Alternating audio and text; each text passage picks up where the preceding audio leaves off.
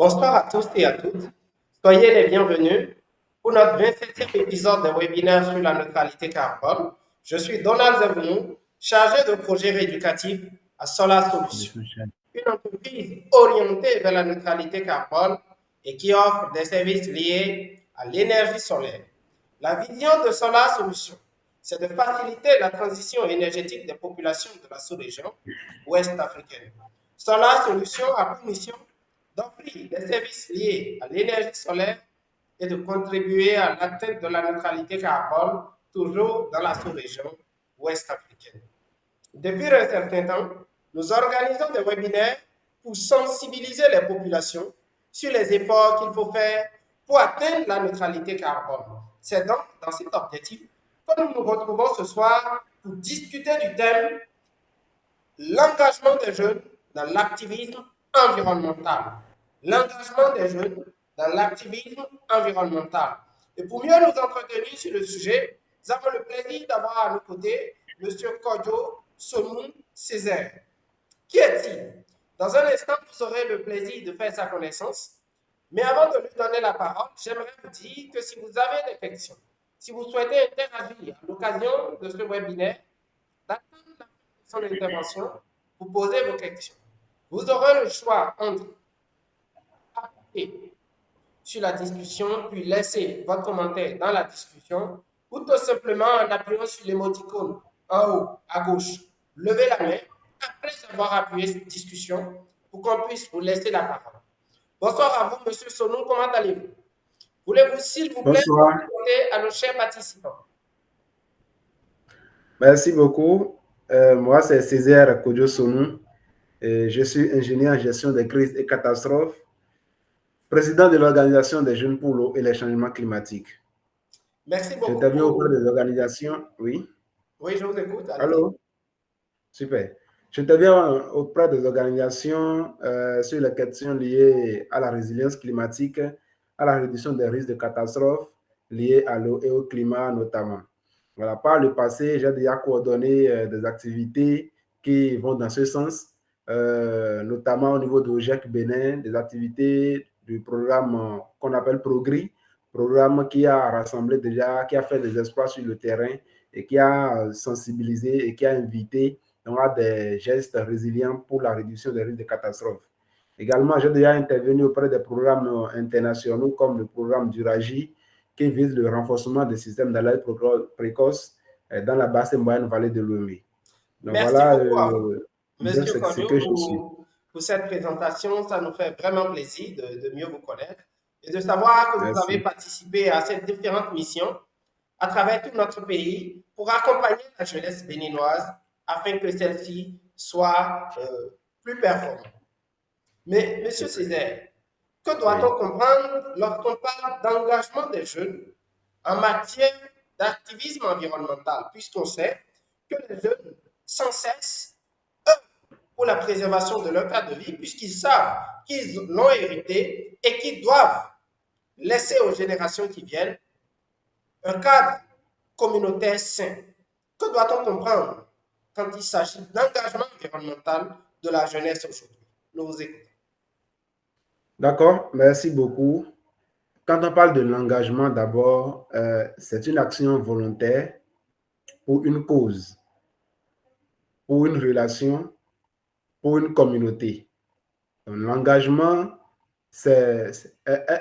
l'engagement est volontaire. L'action qui vient dans l'engagement aussi est volontaire et doit être motivée par une cause.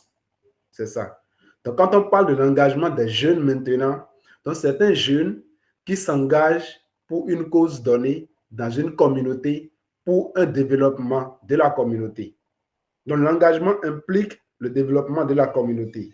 Et le développement de la communauté, on peut comprendre par un processus de collaboration entre plusieurs acteurs pour résoudre un problème. Donc, c'est la capacité de cette communauté-là à identifier ses besoins et à s'engager par une approche participative. Et le jeune vient donc rallumer la flamme de cet engagement au niveau de la communauté et donc contribue à sa résilience. Et quand on parle de l'engagement, il y a différents types d'engagement. Et les manifestations dans chaque forme d'engagement. Il y a les engagements par des manifestations, par des activités participatives, où on peut être au niveau de la communauté, travailler avec une communauté par des sensibilisations, des marches, des éco-éducations, voilà.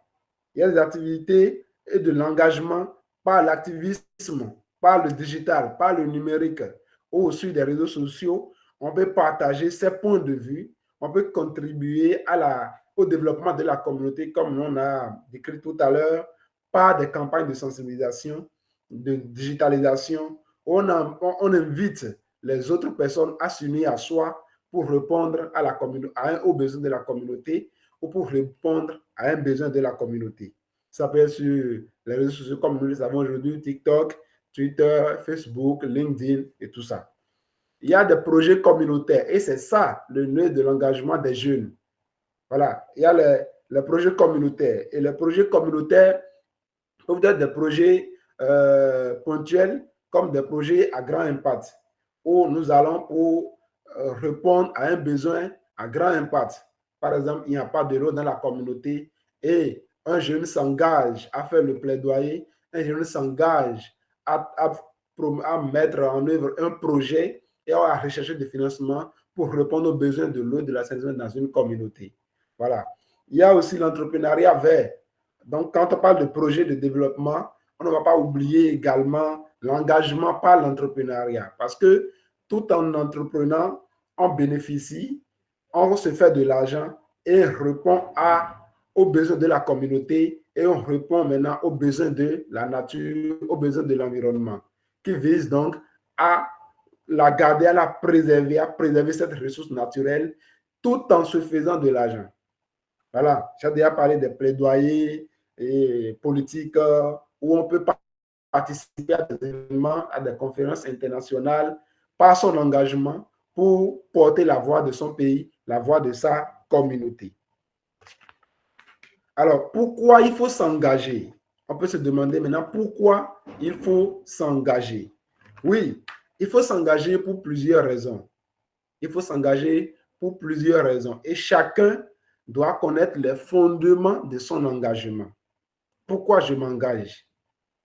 Pour telle cause. Donc, mon engagement est en fonction d'une cause. Mon engagement est en fonction d'un objectif. Mon engagement doit être en fonction de ma passion. Il faut s'engager pour découvrir sa culture, pour découvrir sa formation, les contours de sa formation, pour découvrir les contours de sa passion. On peut s'engager pour répondre aux besoins mondiaux, déclinés par des besoins régionaux et par des besoins nationaux en termes de la protection de l'environnement. Et ici, comme nous sommes dans le cadre de l'engagement des jeunes pour la protection de notre environnement, il me plaît de rappeler que nous pouvons nous engager sur des thématiques données tout en visant l'atteinte des objectifs fixés par les Nations Unies, par l'Union africaine ou par le Bénin en termes de protection ou de préservation des ressources environnementales. Et en cela, nous avons des références. Nous avons par exemple l'agenda mondial 2030 que nous avons et qui est en cours, qui comporte plus de 17 objectifs.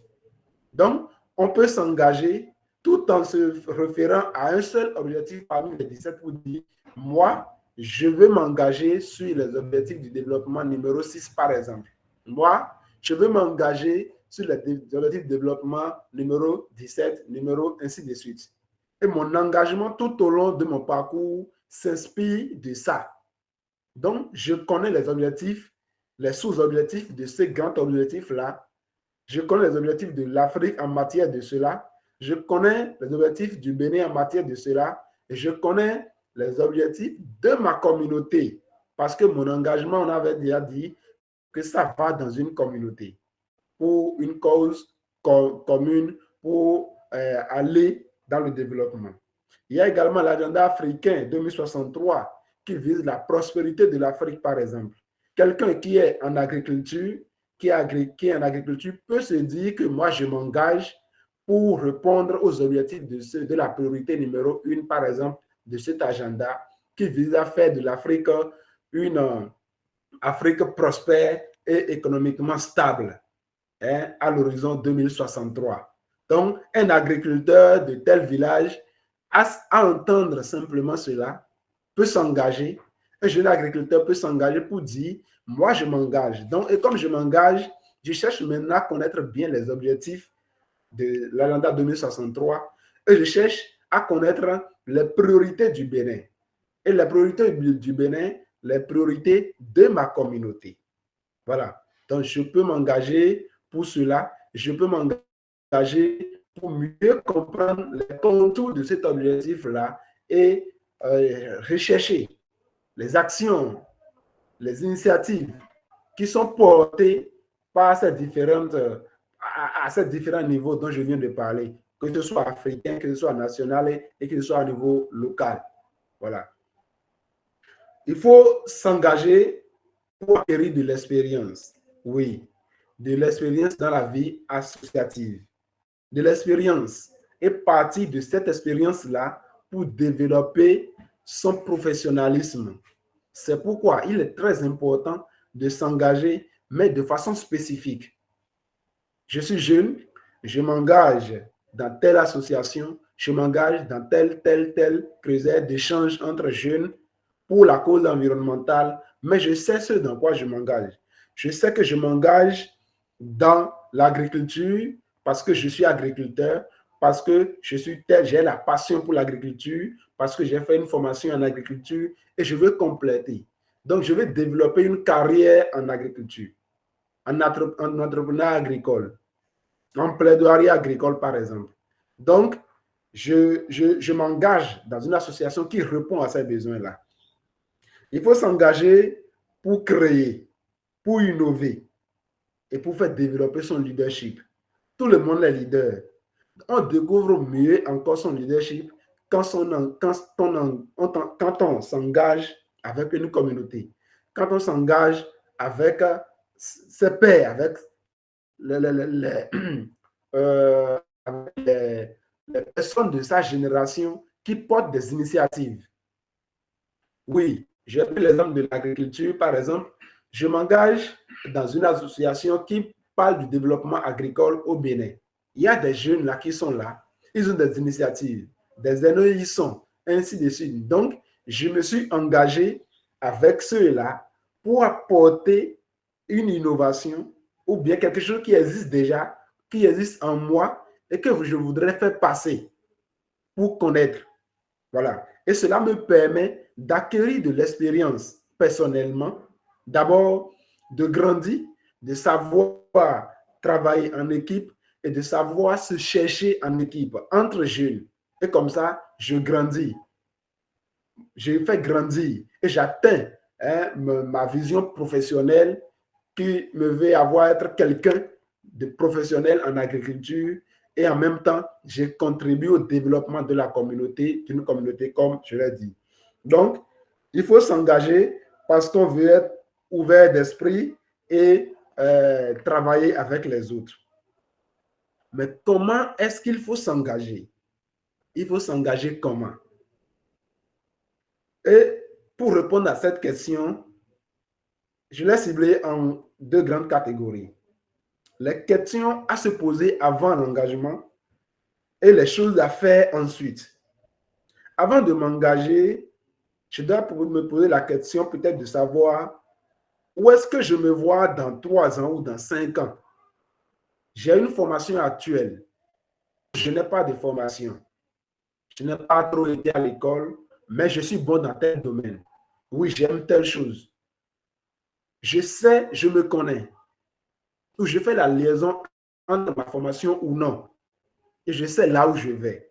Donc, où est-ce que je me trouve dans 3 ans? Est-ce que dans 3 ans, je suis un agronome, un jeune agronome de référence? Est-ce que je suis, ainsi de suite? Quelle est réellement ma passion? et en quoi ça me fait avancer sur ma vie professionnelle. Est-ce que j'ai une passion d'abord? Oui. Si j'ai une passion, c'est quoi cette passion-là? Et comment je l'aligne sur ce qui me plaît, sur ce que je vais devenir dans 3 ans, dans 5 ans. C'est pourquoi il est important de se poser cette question. Et si je m'engageais tout de suite dans une organisation bénévole, en quoi serais-je utile et en quoi cela m'apportera un plus? Si tout de suite je m'engage avec Solar Solution, par exemple, sur les questions de l'énergie solaire, est-ce que ça me permet de devenir moi-même? Après, ça va faire un bon temps de militantisme, d'activisme au niveau de Solar Solution, par exemple, dans 3 ans, dans 5 ans.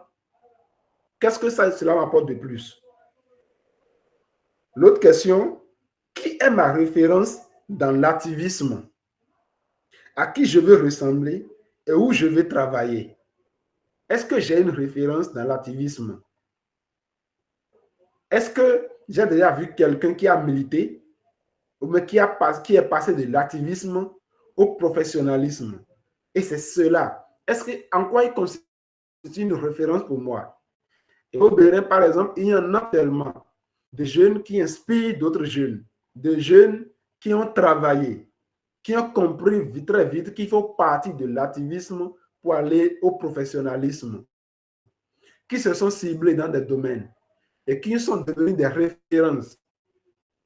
Vous voyez, en termes de communication environnementale, nous avons, par exemple, au Bénin, je donne un exemple d'un jeune que je connais très bien, par exemple, Anaseko. En termes de communication environnementale, par exemple, je le connais.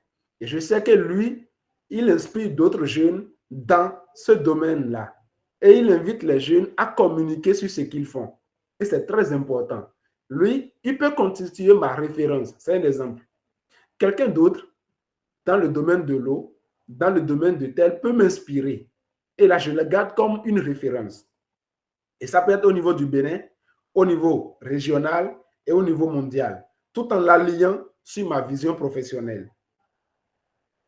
Quel est le problème de ma communauté? À quel problème je m'attaque moi? Lui, il parle de l'énergie. Lui, il parle de sachets plastiques. Lui, il parle de l'eau. Moi, avec mon bagage actuel, je me trouve mieux dans ça et j'attaque tel problème dans ma communauté. Donc, notre activisme doit répondre à un besoin dans la communauté pour être vrai. Pour être vrai, en ce sens que ça nous permet de nous développer, ça nous permet de répondre à un problème, ça nous permet de valoriser notre formation ou non, et ça nous permet de grandir et d'acquérir de l'expérience professionnelle.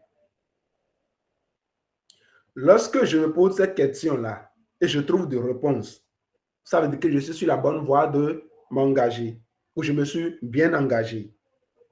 Donc, quelles sont les 5 choses à faire en fonction de cette question-là? La première chose, c'est d'identifier sa passion en lien avec sa formation de base et s'investir ardemment. Je suis tel, donc je m'investis dans tel. Voilà. Et ça me permet de mieux me découvrir et de mieux être résilient. Prendre le conseil de ces années, j'en ai parlé, avoir des références, au moins 3 par exemple. C'est ce que moi je conseille souvent, au moins 3 références. Au niveau institutionnel, au niveau des jeunes, au niveau de tel, et je sais que telle personne m'inspire. Je peux prendre des conseils chez lui.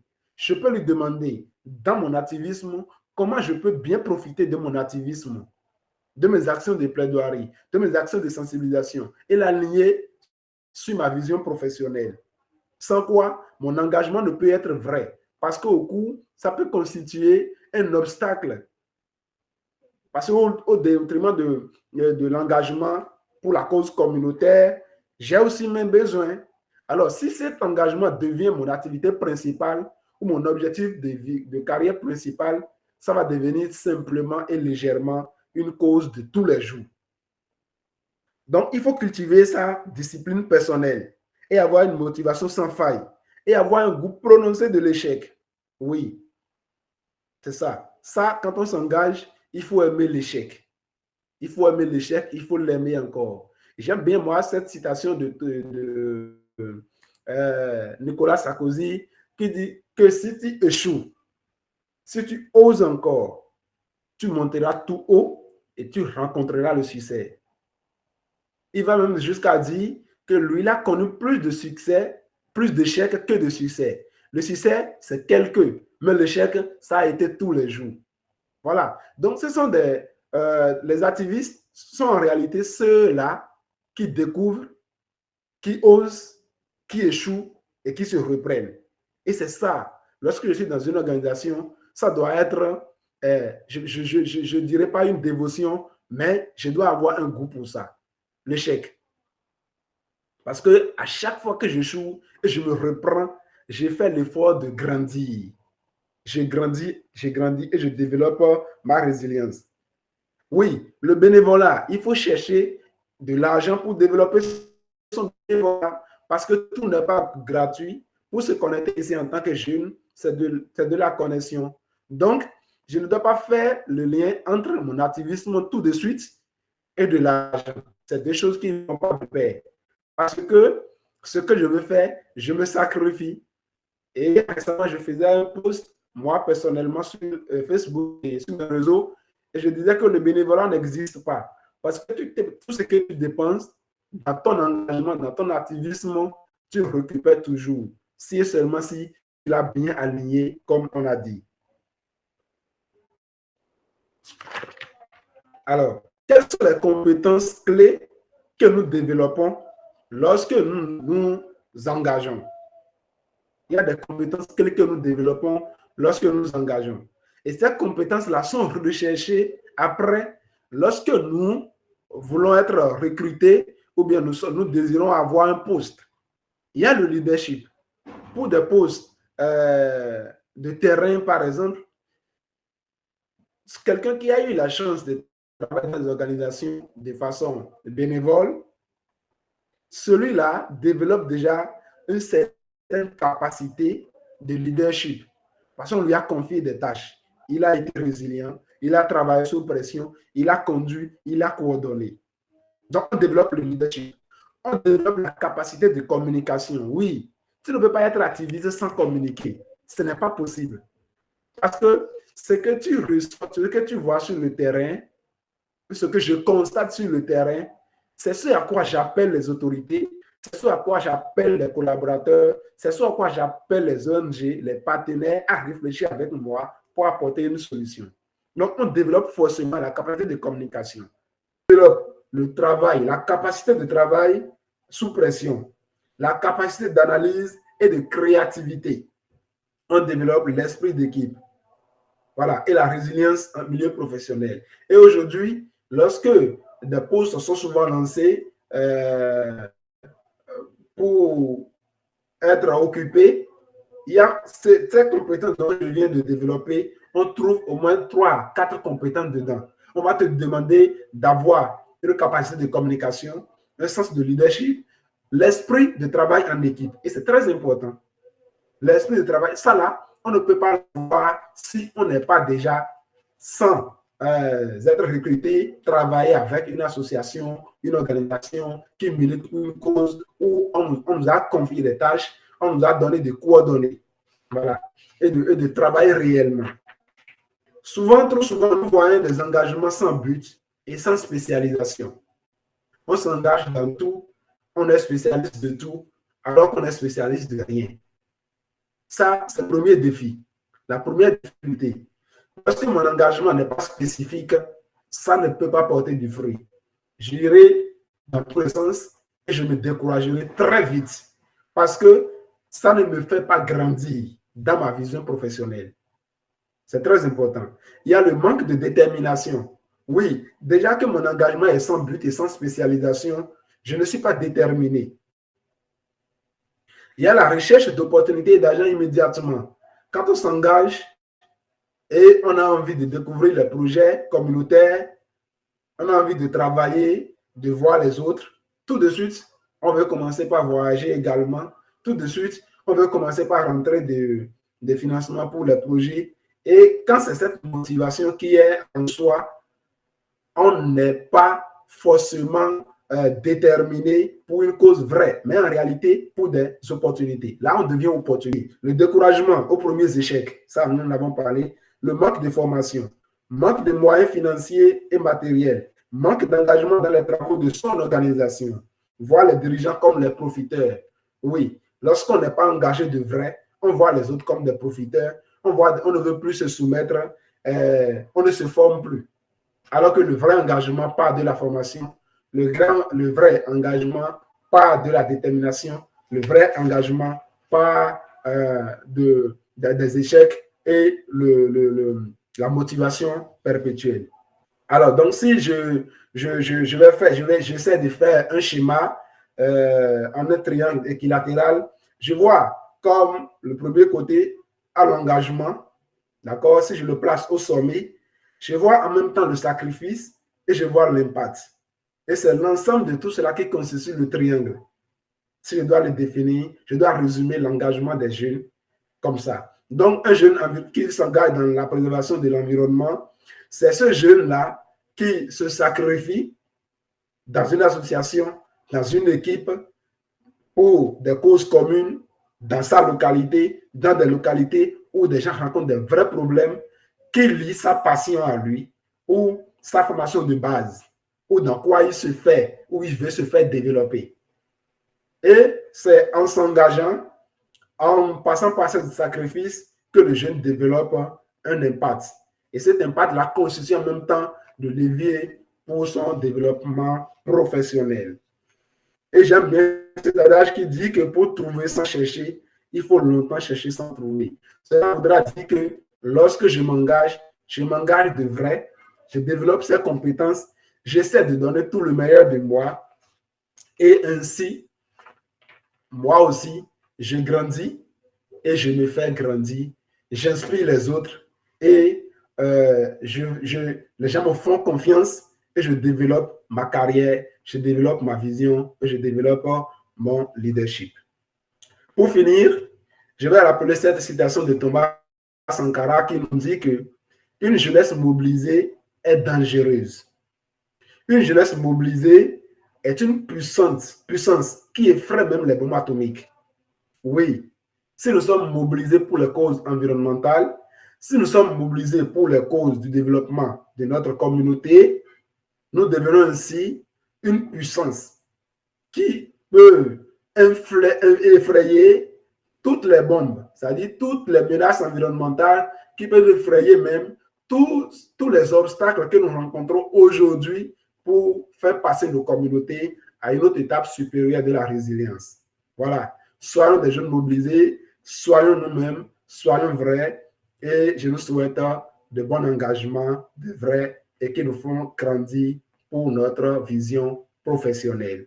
Je vous remercie. C'était Césaire Kodjo-Sonu, président de l'Organisation des jeunes pour l'eau et les changements climatiques, spécialiste en réduction des risques de catastrophes eau et climat.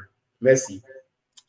Merci beaucoup à vous, Monsieur Césaire, pour ce développement que nous avons suivi avec grand soin. Vous avez, durant votre développement, attiré l'attention des jeunes sur de nombreux points.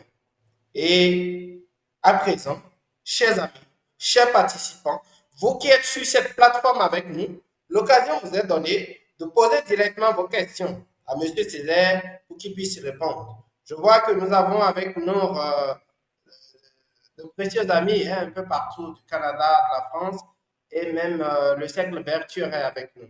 Alors, la première question que moi je vais poser en attendant que d'autres personnes interviennent à l'occasion de ce webinaire, c'est, Monsieur Césaire, vous avez dit que faire des stages, travailler avec d'autres, ce n'est pas perdre. Mais vous savez, lorsque l'on travaille, il faut quand même réussir à concilier ce que l'on fait et gagner sa vie parce que si l'on travaille et que l'on n'arrive pas à subvenir aux besoins les plus fondamentaux qui nous concernent, ça va être difficile de persévérer dans le bénévolat. Alors, quelle solution il faut mettre en place ou quelle solution préconisez-vous pour nous qui vivions dans des communautés où il y a de nombreux problèmes? Par exemple, au Bénin, on a constaté qu'il il y a une surproduction de sachets plastiques.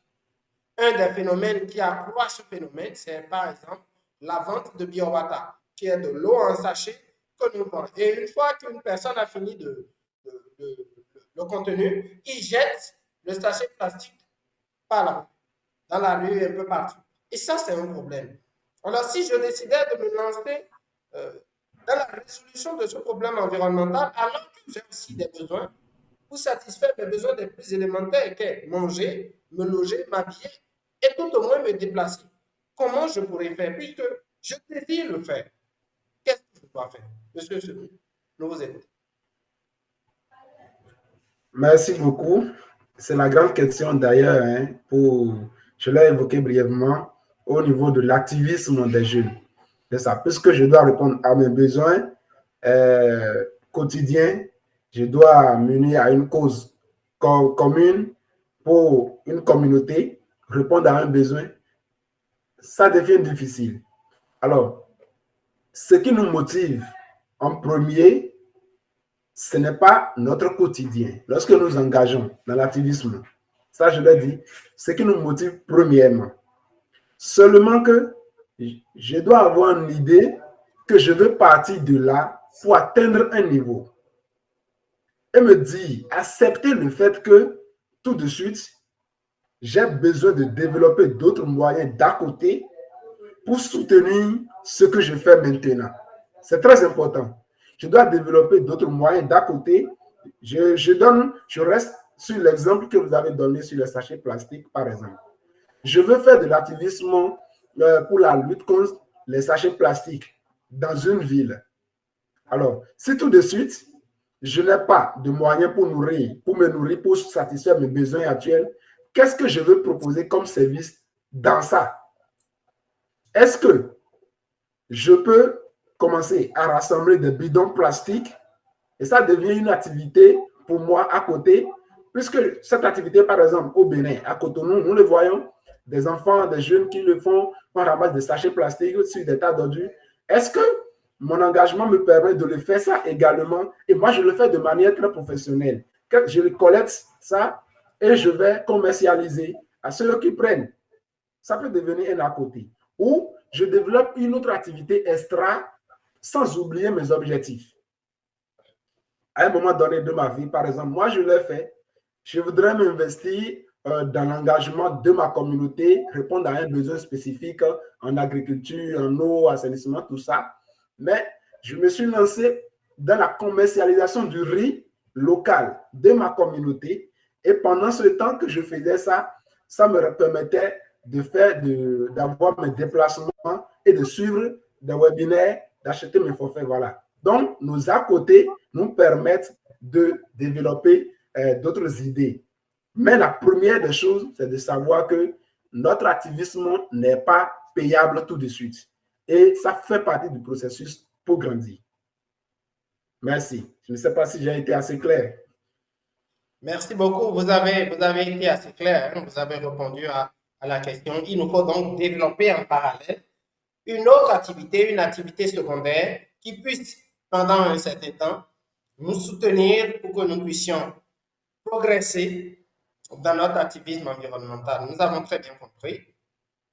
Je le répète encore, hein, l'occasion est donnée à tous ceux qui sont sur la plateforme d'interagir à l'occasion de ce 27e épisode de webinaire sur la neutralité carbone. Et nous rappelons une fois de plus que pour agir à l'occasion, pour interagir à l'occasion de ce webinaire, vous avez le choix en appuyant sur le chat. Laissez votre commentaire dans la discussion ou tout simplement en appuyant sur l'émoticône en haut à gauche. Levez la main pour qu'on puisse vous donner la parole. Monsieur Césaire, je reste toujours avec vous. Vous avez dit lors de votre développement, vous avez cité une citation qui m'a paru un peu bizarre. Vous avez dit que le président Nicolas Sarkozy a dit qu'il avait connu plus d'échecs que de réussites dans la vie. Donc, si on se lance dans l'activisme environnemental, c'est sûr et certain qu'on va rencontrer des difficultés, qu'on aura des problèmes. Mais est-ce que ces problèmes-là, on peut estimer le temps?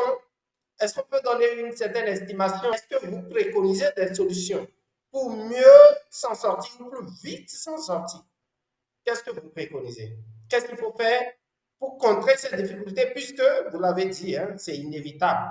On doit affronter des difficultés. Qu'est-ce qu'il faut faire pour les réduire tout au moins? Super. Merci beaucoup pour cette question très importante.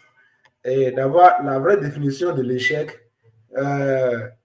c'est moi j'ai une définition, une conception autrement de l'échec, par exemple, et que j'ai découvert, c'est en réalité le chemin.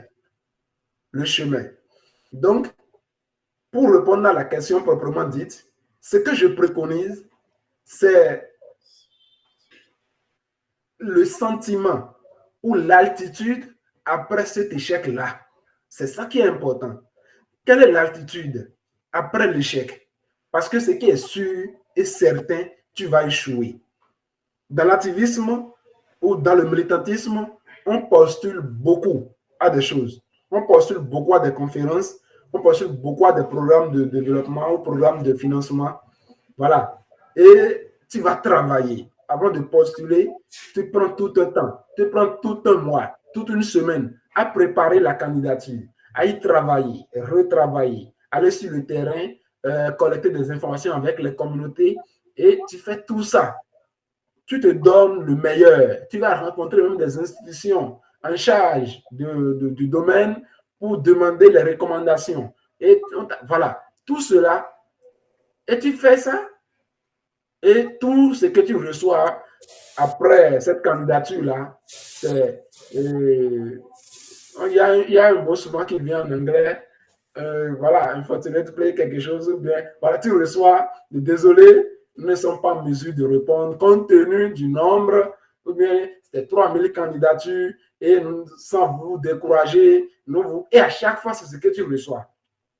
Mais là, tu as deux choix. Le choix de te relever et de te postuler encore en travaillant les qualités qui ont manqué peut-être à la première candidature pour faire mieux la candidature prochaine, ou le choix de te décourager et de te taire. Donc, ce qu'il faut faire, et ce que moi je conseille, c'est surtout, premièrement, se décourager un peu, se démotiver, c'est normal, compte tenu de notre humanisme. Mais lorsque je me décourage, je me démotive un peu pour cette candidature, pourtant j'ai donné toute mon énergie. Ce qu'il ne faut surtout pas oublier, c'est que j'ai une vision. Ma vision, c'est de devenir tant. Donc, croire que l'échec là fait partie du processus. Alors pour cela, qu'est-ce qui n'a pas marché? Je reprends ma candidature, qu'est-ce qui n'a pas marché? Pour prochaine fois, je me lance, je revois la candidature, je vois et je travaille correctement ce qui a été souligné. Et quand j'ai cette humilité de revoir ma candidature, moi-même, je m'assure que, et je me rends compte que c'est vrai, il y a des choses qui n'ont pas été soulignées. Et pour la prochaine candidature, je les apporte. C'est ça qui fait grandir et c'est ça qui doit faire grandir, c'est ça qui doit nous amener au succès. Si vous le permettez, je donne une anecdote. En 2023, je devais postuler à quelque chose, à un programme où, quand j'ai vu le programme, j'ai vu que, je suis compétent. Je suis compétent. Il n'y a pas moi, il n'y a pas, je vais m'en sortir. Je me suis jeté sur la candidature.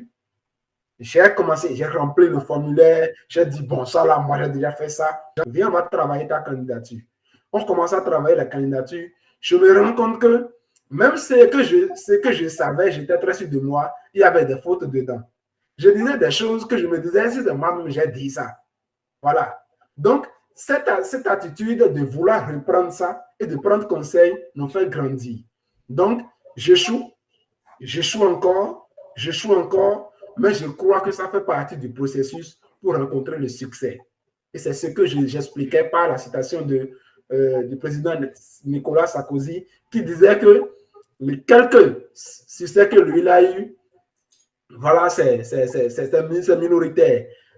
Mais l'échec, il peut raconter chaque échelle qu'il a eu tous les jours. Parce qu'il le rencontre tous les jours. Et comme ça, il a rencontré le succès. Et c'est en cela il dit, si tu échoues, si tu oses encore, tu rencontreras le succès et tu monteras tout haut. Voilà. Voilà ce que je peux répondre à cette question rapidement. Merci.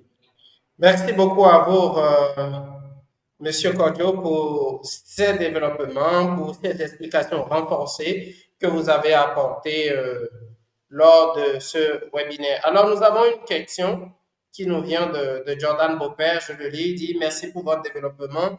Je voulais savoir, selon vous, est-ce que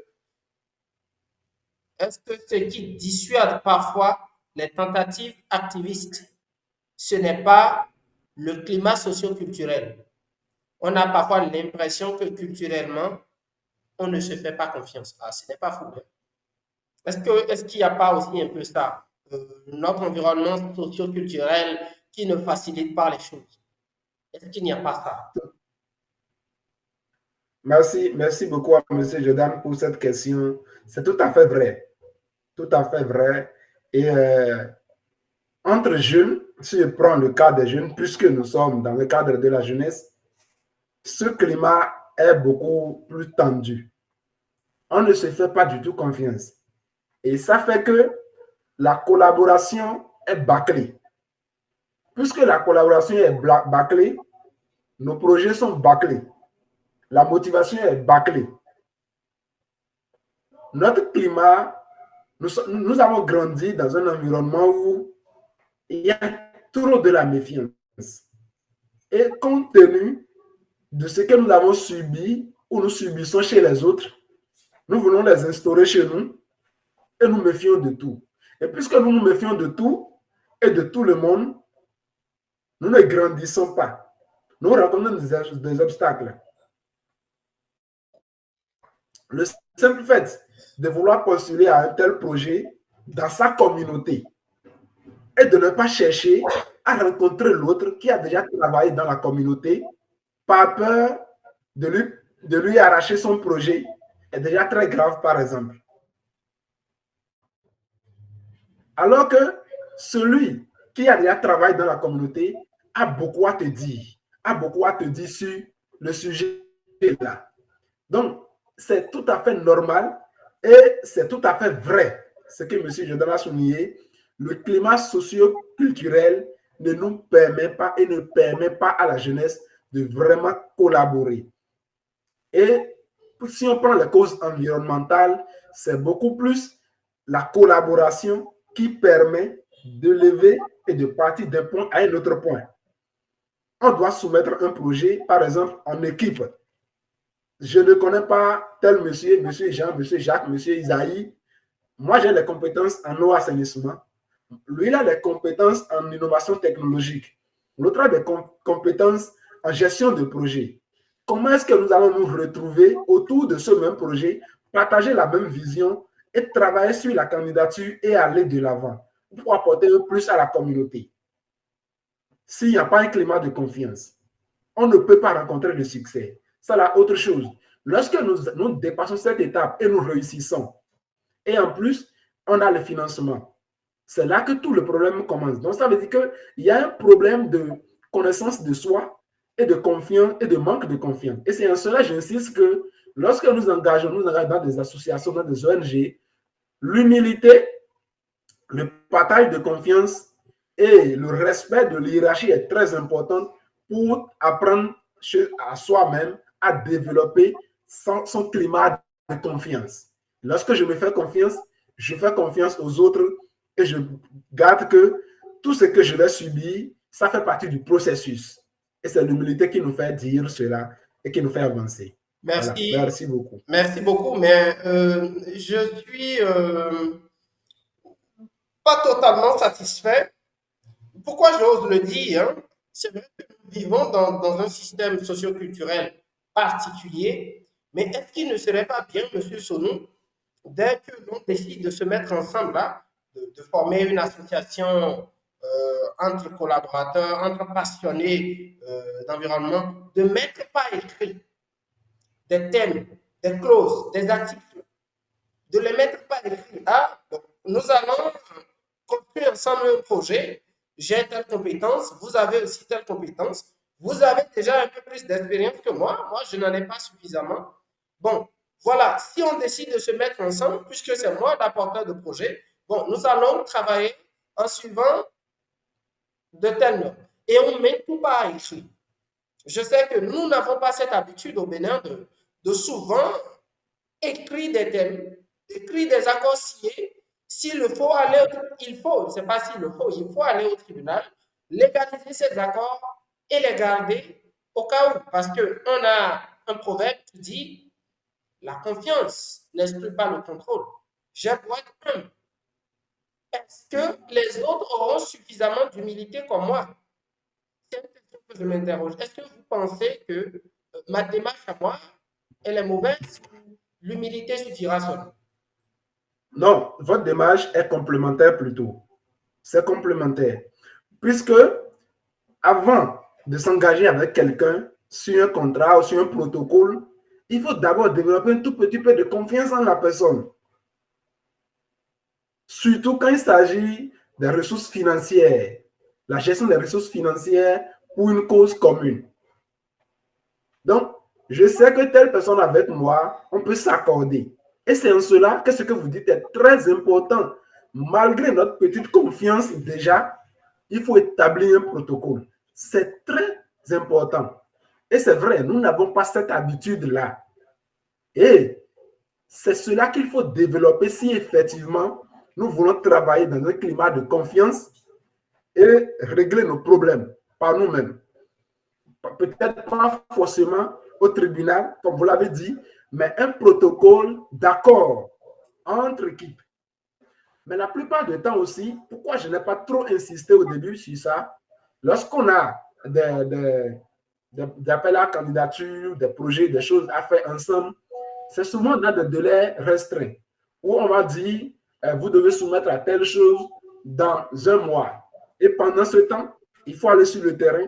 Pendant ce temps, il faut chercher les ressources techniques et les ressources humaines qu'il faut pour développer. Donc, en même temps, dans cette ambiance-là, on n'arrive pas à structurer ou bien à se consacrer au temps de vouloir faire un protocole, si article par article, jusqu'à finir. Alors, ce que je peux recommander, par exemple, c'est lorsque, malgré qu'on a déjà soumis, on a travaillé sur telle chose, il faut revenir en arrière pour dire, ah, nous sommes en train de faire une erreur. On a déjà soumis. Ce qu'il faut faire, établissons rapidement un protocole pour nous permettre de nous entendre. Cela n'exclut pas notre confiance les uns envers les autres, mais ça nous protège tous. Et c'est ce que je peux recommander suite à ce que vous avez dit. Votre démarche est très pertinente et elle est complémentaire. Et c'est cette habitude que je souhaite que nous jeunes, que nous développions de plus. Merci. Merci beaucoup à vous, Monsieur Cordio. Donc, la démarche, elle est complémentaire, hein. Je pense plutôt que c'est très important. Euh, j'ai l'habitude de dire que la confiance n'exclut pas le contrôle. On peut avoir confiance en quelqu'un, on peut être assez humble, mais l'autre, lorsque les normes vont apparaître, ou de l'argent, ou certaines situations, il peut refuser de le faire et s'approprier le projet, peut-être parce qu'il a un peu plus d'expérience ou peut-être parce qu'il a un peu plus de relations. Donc, moi, je pense que même s'il n'y a pas le temps, qu'il faut essayer de le faire avant, avant les soumissions ou, comme vous l'avez dit, juste après la soumission, si bien sûr la confiance règne. Parce que je pense hein, que rien ne peut être fait si on n'a pas confiance l'un en l'autre. Merci beaucoup à vous, Monsieur Césaire, pour ce développement. Nous restons toujours là. Hein, si vous avez un commentaire, une question, à l'occasion de ce 27e épisode de webinaire sur la neutralité carbone. Alors, Je vous en prie. nous sommes donc à la fin de notre 27e épisode de webinaire sur la neutralité carbone. Et nous aimerons, avant de nous séparer, vous demander à vous, Monsieur Césaire, avez-vous un mot de fin à l'endroit de la jeunesse béninoise, à l'endroit de la jeunesse africaine qui a suivi votre développement et qui suivront dans quelques jours ce développement une fois qu'il sera mis sur les réseaux sociaux? Avez-vous un conseil à donner à la jeunesse? Nous vous aimons. Merci beaucoup. Pour finir, je dirais simplement que moi, personnellement, je crois en la jeunesse béninoise.